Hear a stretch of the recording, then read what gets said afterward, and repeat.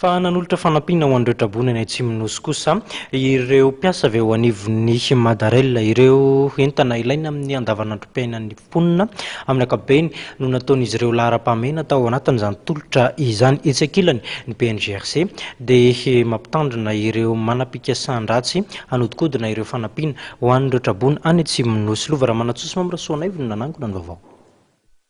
Tonga nanolotra fanampiana ho an'ireo traboina vokatry ny fandalovan'ilay rivo-doza arona ny fikambanan'ny mpiasa ao anivon'ny orinasa Madarail. Natolotra tamin'ny mpombo ofisialy toloak'andro io teny amin'ny biraon'ny PNGRC etsy Tanimora izany fanampiana izany. Amin'ny ankapobeny dia ireo akora ilaina amin'ny andavanandro no ao anatin'izany fanampiana izany.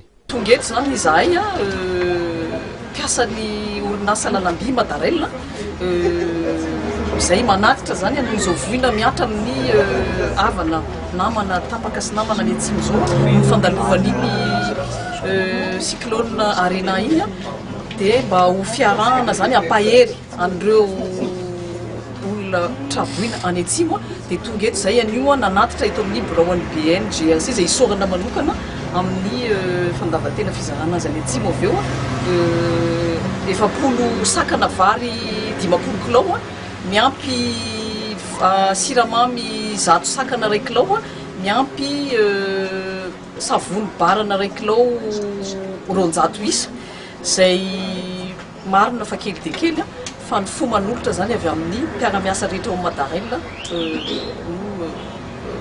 fely manolotra azy.